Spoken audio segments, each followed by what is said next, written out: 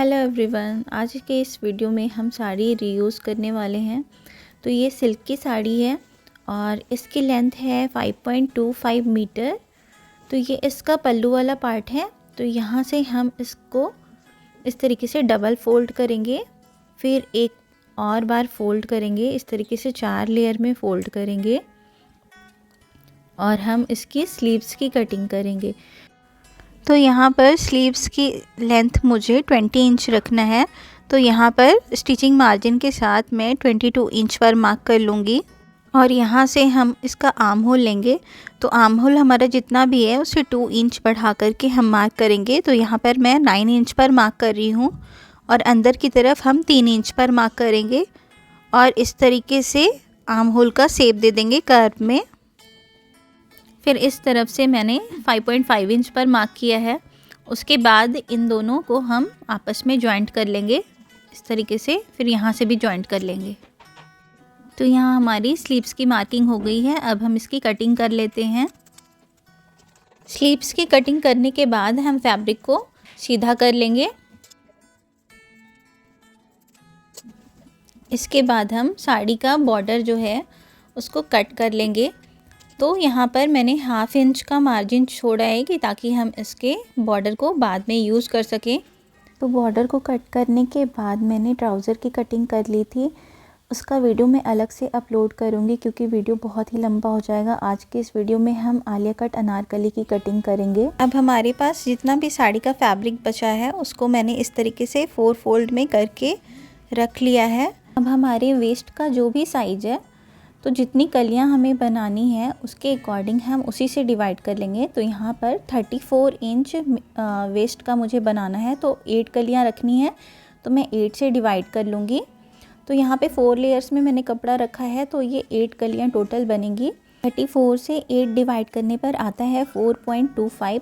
उसमें 1 इंच हम stitching margin जोड़ेंगे तो 5.25 आएगा। तो दोनों साइड से मैंने 5.25 पर मार्क किया है और उसके बाद दोनों पॉइंट को हम आपस में इस तरीके से मिला देंगे स्केल से और उसके बाद हम इसकी कटिंग कर लेंगे। तो इस तरीके से हमारी 2 लेयर्स में 8 कलियां प्रिपेयर हो गई हैं। 4 कलियां आगे के लिए और 4 कलियां बैक साइड के लिए।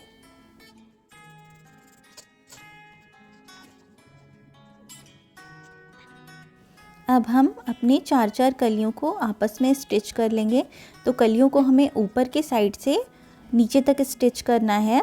उसके बाद जो नीचे अनइवन इसका कपड़ा है उसको हम कटिंग कर लेंगे।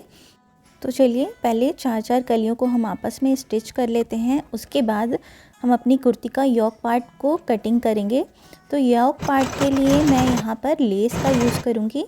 मैं आगे आपको दिखाती हूँ कि किस तरीके से साड़ी का जो बॉर्डर है उसको यूज़ करके मैंने इसका योक पार्ट बनाया हुआ है।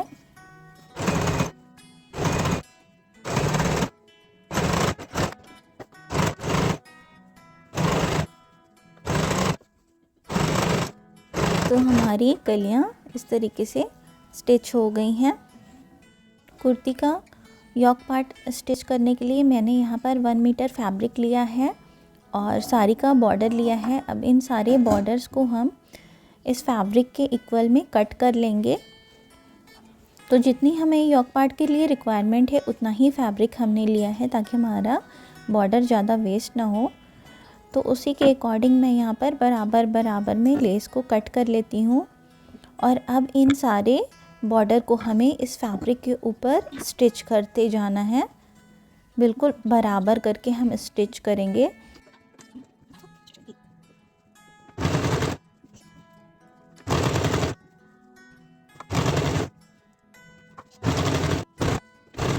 और उसके बाद इस पर मार्किंग करके हम इसके टॉप पार्ट की कटिंग करेंगे। तो यहाँ पर मैंने 4 फोल्ड में फैब्रिक को रख लिया है और हमें योक का जो पार्ट है वो 15 इंच का बनाना है। तो स्टिचिंग मार्जिन के साथ मैं यहाँ पर 16 इंच ले रही हूँ। अब फोल्डेड साइड से हम नेक का विड्थ मार्क करेंगे। तो 3 इंच पर मैं मार्क कर रही हूँ और शोल्डर के लिए मैं 7 इंच लूँगी। आर्म होल के लिए हम 7.5 इंच लेंगे क्योंकि हम प्रिंसेस कट में अपना योक प्रिपेयर करेंगे। तो तो वहाँ पर हमारा 1/2 इंच स्टिचिंग में चला जाता है। अब इसके बाद हम कर्व दे देंगे। फ्रंट के आर्म होल के लिए हम 1/2 इंच अंदर की तरफ इस तरीके से करते हुए मार्क करेंगे और उसके बाद कर्व कर देंगे। बस्ट की मार्किंग के लिए हमारे बस्ट का जो भी साइज़ है उसमें 4 से डिवाइड करेंगे और उसमें 1.5 इंच स्टिचिंग के लिए ऐड कर देंगे। तो यहाँ पर 11 इंच मैं ले रही हूँ अपने साइज़ के अकॉर्डिंग। और वेस्ट के लिए हमें भी सेम वैसे ही करना है, 4 से डिवाइड करना है और स्टिचिंग मार्जिन हम 1.5 इंच लेंगे प्लस 1 इंच हम टक्स लगाएंगे उसके लिए लेंगे। तो यहाँ भी मैं 11 इंच ही ले रही हूँ। फिटिंग के निशान को मैं इस तरीके से मार्क कर लेती हूँ। अब फोल्डेड साइड से हम 4 इंच पर इस तरीके से मेज़र करेंगे और मार्क करेंगे जहाँ पर हमारा फिटिंग का टक्स आएगा। अब शोल्डर की साइड से हम मार्क करेंगे अपना बस्ट का हाईएस्ट पॉइंट। तो यहाँ पर 11 इंच पर मैं मार्क करी हूँ और इधर से 4 इंच ही हमारा होना चाहिए। और अब इस लाइन को हम सीधा कर लेंगे इस तरीके से। अब इस लाइन के जिस तरफ हमारा स्टिचिंग फिटिंग का निशान आएगा उधर से 1 इंच पर हम मार्क करेंगे और इस तरीके से यहाँ से मिलाएंगे और उसके बाद आर्म होल में इस तरीके से कर्व देते हुए हम मिला देंगे। तो ये हमारा प्रिंसेस कट में हो जाएगा इस तरीके से। अब यहाँ साइड के तरफ भी हम 1 इंच ऊपर की तरफ करते हुए इस तरीके से मार्क करेंगे। इस तरीके से करने से इसका शेप बहुत ही अच्छा आता है। अब हम नेक की मार्किंग करते हैं। तो बैक नेक मैंने यहाँ पर 3 इंच का रखा है और इसमें हम राउंड शेप दे देंगे। फ्रंट नेक मैंने यहाँ पर 7.5 इंच का लिया है। 7.5 इंच पर मार्क करते हुए इस तरीके से वी का शेप दे दूँगी मैं। अब ये कुर्ती मुझे आलिया कट में बनाना है तो इसके लिए 4 इंच में ऊपर की तरफ मार्क करूँगी और इस तरीके से स्लैंट करते हुए हम मार्क कर लेंगे। तो पूरी मार्किंग हमारी हो चुकी है। अब हम इसकी कटिंग करेंगे। तो पहले बैक पार्ट की कटिंग करेंगे। तो बैक पार्ट का हमारा जो भी आर्म होल और नेक मैंने मार्क किया है उसके अकॉर्डिंग हम कटिंग कर लेते हैं।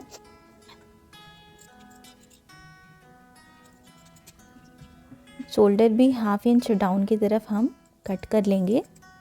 मैंने मार्क नहीं किया था पहले बट यहाँ पर थोड़ा सा कट कर रही हूँ मैं। फैब्रिक काफ़ी मोटा हो गया है क्योंकि लाइनिंग भी मैंने इसमें मोटा सा लगाया हुआ है ना, इसलिए। और इस तरीके से इसकी कटिंग कर लेंगे। अब बैक का पार्ट हम इसमें से अलग कर लेंगे और फ्रंट के पार्ट की कटिंग करेंगे।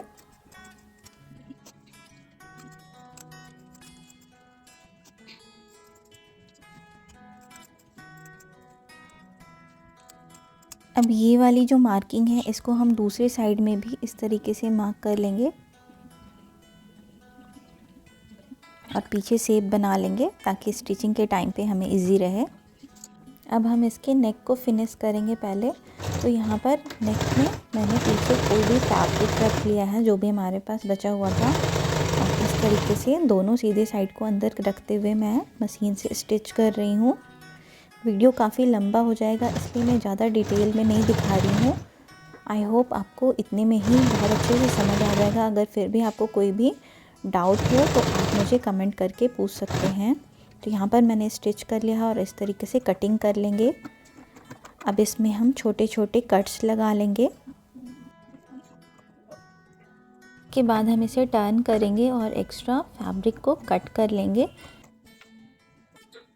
कट करने के बाद इसे हम रॉन्ग साइड में इस तरीके से फ़ोल्ड कर देंगे और फ़ोल्ड करने के बाद हम इसमें एक टॉप स्टिच लगा लेंगे। तो यहाँ पर मैंने टॉप स्टिच लगा लिया है। अब इसे उल्टा करके हम इस तरीके से फ़ोल्ड करेंगे और तुरपाई कर लेंगे। अब ये जो हमारा मार्किंग किया था मैंने इसको हम कट करके अलग कर लेंगे ताकि स्टिचिंग में इसका शेप बहुत ही अच्छा आए। दोनों साइड से मैंने कट कर लिया है। अब इसको हम ऊपर से यहाँ से जहाँ मार्किंग है वहाँ पे 1/2 इंच ऐसे दबाते हुए स्टिच करते जाएंगे। तो दोनों ही साइड हमें इसी तरीके से स्टिच कर लेना है।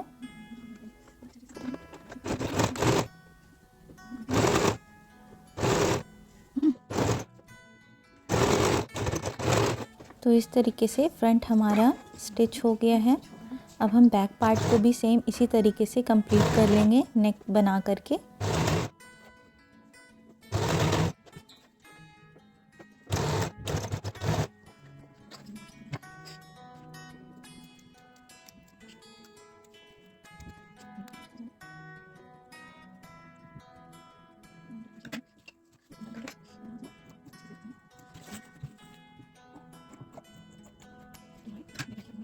फ्रंट और बैक दोनों का नेक हमारा कंप्लीट हो गया है।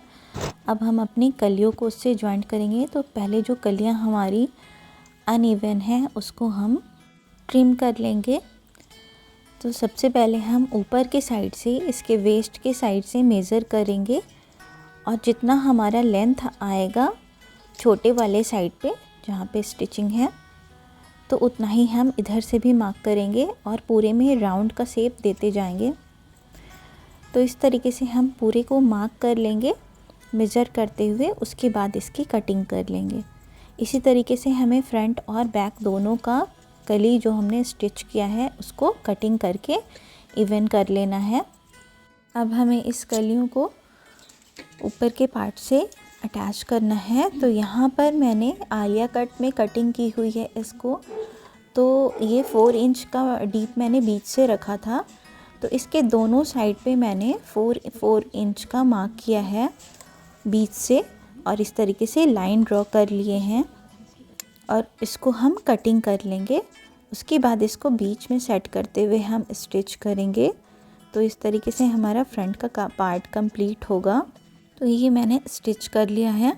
अब मैंने बैक का पार्ट लिया है, इसको बीच से फोल्ड करते हुए हम 4 इंच पर मार्क करेंगे, ऊपर की तरफ भी 4 इंच पर मार्क करेंगे और इस तरीके से लाइन ड्रॉ करके दोनों साइड हाफ इंच के मार्जिन से लाइन बना लेंगे टक्स के लिए। और बैक साइड में भी हम ऐसे ही कर लेंगे। तो इस तरीके से दोनों साइड में हमने कर लिया है और अब हम इसको स्टिच कर लेंगे। इस तरीके से स्टिच करने के बाद इसे हमें कलियों के साथ अटैच करना है। तो जैसा कि फ्रंट पार्ट में आपने देखा मैंने दोनों साइड से 4 इंच कट लगाया था, तो इसे भी बैक साइड भी हमें 4 इंच कम करना होगा इसका लेंथ।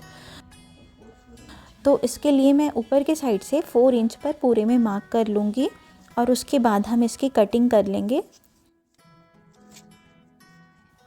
उसके बाद हम इसको योक के पार्ट से अटैच करेंगे। तो इस तरीके से कलियों का हमारा विड्थ जो है वो थोड़ा सा बढ़ जाएगा। तो आप चाहें तो उसे ट्रिम करके हटा सकते हैं, बट यहाँ पर मैं वहाँ बीच में थोड़ा सा प्लेट के पास हल्का प्लेट डालते हुए स्टिच कर लूँगी। तो सेंटर को मैंने मार्क कर लिया है और इस तरीके से हम अब इसको अटैच कर लेंगे। तो ये भी हमारा बैक पार्ट कंप्लीट हो गया है। अब बैक पार्ट के ऊपर हम फ्रंट पार्ट को रखेंगे, दोनों सीधा का साइड हम अंदर रखेंगे, शोल्डर से जॉइंट करेंगे, इसमें स्लीव्स लगाएंगे और इसकी फिटिंग का निशान देते हुए नीचे तक पूरा स्टिच कर लेंगे। दोनों साइड से हमें स्टिच कर लेना है। तो यहाँ पर मैंने स्टिच कर लिया है। अब साड़ी का कुछ पार्ट बॉर्डर का बचा हुआ था मेरे पास, तो इस तरीके से ये पतला वाला जो बॉर्डर है उसको मैं कट करके अलग कर रही हूँ 1/2 इंच स्टिचिंग मार्जिन छोड़ते हुए। मैंने दोनों ही बॉर्डर में 1/2 इंच स्टिचिंग मार्जिन के लिए छोड़ा हुआ है ताकि दोनों में से कोई भी बॉर्डर हम यूज़ कर सकते हैं। तो इस तरीके से कटिंग करते हुए हम इसको नीचे के साइड में अपने अनारकली पर स्टिच करेंगे, इस तरीके से फोल्ड करते हुए।